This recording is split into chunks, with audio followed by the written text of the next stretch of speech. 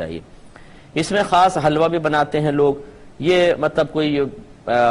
فرض یا واجب نہیں ہے، آپ عبادات کریں کچھ بھی کریں، حلوہ بنا لیا تو کوئی حرج بھی نہیں ہے، چلیں حلوہ آپ کھا لیجئے۔ اچھا اس میں اب یہ لیکن پھلجڑیاں بعض اوقات لگا دینا اپنے پاس سے کہ جی حلوہ ہی بنے گا اور چنے کی دال کا ہی حلوہ بنے گا، کسی اور چیز کا نہیں بنے گا، یہ چیزیں مناسب نہیں، نہ اس طرح کی قیودات لگائیں۔ ہاں کوئی بھی آپ کھانا بنا سکتے ہیں ایصال ثواب کے لیے، نبی کریم صلی اللہ علیہ وسلم کے ایصال ثواب کے لیے، اور خصوصاً اللہ تبارک و تعالیٰ کی رضا کے حصول کے لیے اگر آپ غربا کو کھلائیں تو اس میں کوئی حرج نہیں ہے، آپ کھلا سکتے ہیں۔ یہ ایک بہن نے اسی سے متعلق کوسچن کیا تھا تو میں اس کا جواب بھی لے لیتا ہوں۔ انہوں نے کہا کہ یہ اس رات میں بعض اوقات لائیو شوز آتے ہیں مختلف ٹی وی چینل سے، اور مطلب محافل وغیرہ آ رہی ہیں، جیسے بیانات آ رہے ہیں، تو کیا اگر ہم ان کو دیکھ لیں تو یہ بھی ایک نیکی کا کام ہوگا؟ جی ہاں بالکل ہوگا، اگر کوئی نیک اچھی باتیں ہیں، نیکی کے کام ہیں تو وہ بھی ہونے چاہیے، لیکن میں آپ سے گزارش کروں گا کہ کچھ عبادات اپنے لیے ایسی بھی مخصوص کریں کہ جو نفس پہ گرا گزرے۔ اصل میں نفس ہمیں بڑی عبادت سے، مشقت والی عبادت سے آسان عبادتوں کی طرف لانے کی کوشش کرتا ہے، تو یہ عبادت بھی اچھی ہیں، لیکن تھوڑا سا اس میں غور کیجئے کہ اس میں بھی اطاعت نفس شامل ہو جاتی ہے۔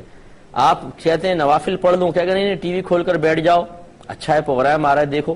تو آدمی نفل پڑھنا چھوڑ کر وہ دیکھنے لگے گا، وہ بھی نفل کام ہے، یہ بھی نفل کام ہے،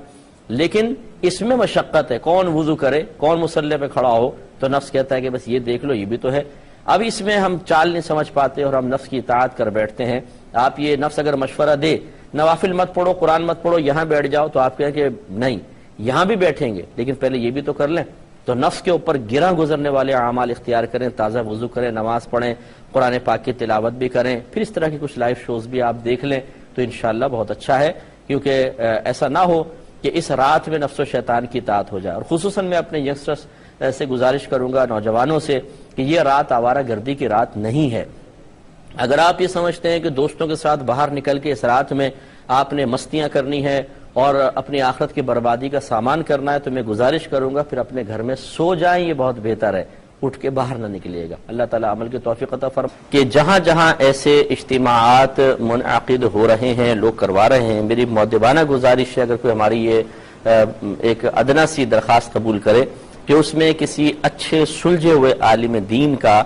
ایک اصلاحی بیان ضرور رکھیں، جس میں نماز کی ترغیبات ہوں، گناہوں سے دور ہونے کی ترغیبات ہوں، جس میں نماز کی اور جماعت کی اہمیت بیان کی جائے، توبہ کا بیان ہونا چاہیے، تاکہ جو آ کے نوجوان وغیرہ بیٹھے ہیں، جو ہمارے وہ لوگ جو پورا سال نمازیں نہیں پڑھتے ہیں اور اس طرح دیکھ خوش میں مسجدوں میں آ جاتے ہیں یا اجتماعات میں آ جاتے ہیں، ہو سکتا ہے ہماری کوئی اصلاحی بات اس کے دل پر لگے اور وہ فرض اور واجب کی طرف آ جائے، کیونکہ ان مستحبات کی اجازت دینے کا مطلب یہ نہیں ہے کہ ان مستحبات کی طرف مشغول ہو جائیں اور فرض اور واجب کو ترک کر دیں، یہ سب سے بڑی جہالت ہوگی، اور بالکل ایسے ہوگا جیسے کوئی فیکٹری میں ڈیوٹی پوری نہ کرے، اوور ٹائم کے وقت وہاں پہنچ جائے کہ جی اوور ٹائم لگانا ہے، تو یقینی سی بات ہے کہ ڈیوٹی کے ساتھ اوور ٹائم ہوتا ہے، وداؤٹ ڈیوٹی اوور ٹائم کی کوئی حیثیت نہیں ہوتی۔ اسی طرح جب تک فرض اور واجب پورے نہیں ہوں گے، جب تک انسان صغیرہ کبیرہ گناہوں سے نہ بچے اور مستحبات میں لگ کر سمجھے کہ اللہ تعالیٰ ہم سے راضی ہو جائے گا، ایسا نہیں ہوتا ہے۔ اس خواب خیالی سے باہر نکل کے آئیں اور فرض اور واجب پہلے ہے، پہلے فرض ہے، پھر واجب ہے، پھر سنت موقدہ، پھر غیر موقدہ، پھر مستحب کا درجہ آتا ہے۔ یہ مستحب ہے، یہ ان راتوں میں جاگنا اور عبادات اختیار کرنا، تو یہ میں منع اس لیے میں نے پہلے بتایا کہ منع یہ بھی نہیں ہے، لیکن فرض اور واجب کو نظر انداز کر دینا اور اس رات میں آ کر اپنی مرضی کے موافق اور حفظ نفس کے ساتھ کچھ اعمال اختیار کر کے یہ سمجھنا کہ اب اللہ تعالیٰ ہمارے فرض اور واجب کی کوتاہی کو بھی نظر انداز فرما دے گا اور ہمارے لیے بخشش کے پروانے جاری ہو جائیں گے، اس سے بڑھ کر حماقت اور کوئی نہیں ہوگی۔ ہاں اللہ تعالیٰ اس پہ قادر ضرور ہے کہ وہ چاہے تو ایک بندے کو سبحان اللہ کہنے پر بخش دے، ہم پابندی لگانے والے کوئی نہیں ہوتے، لیکن جو قانون اور ضابطۂ الہیہ ہمیں سمجھ میں آیا قرآن و حدیث سے وہ یہی ہے کہ پہلے فرض اور واجب پورے کریں، پھر مستحب کا درجہ ہوتا ہے۔ جو فرض اور واجب اور سنت موقدہ وغیرہ کو چھوڑ کر مستحبات میں لگ جائے تو یہ اصل میں شیطان کے زیر اثر ہے، حقیقتاً شریعت پر عامل نہیں ہے۔ اللہ تبارک و تعالی ہمیں اس رات شب برات کی قدر کرنے کی توفیق عطا فرمائے اور جیسا شریعت کا مطالبہ ہے ویسے اس رات کو گزارنے کی توفیق عطا فرمائے، آمین۔ وآخر دعوانا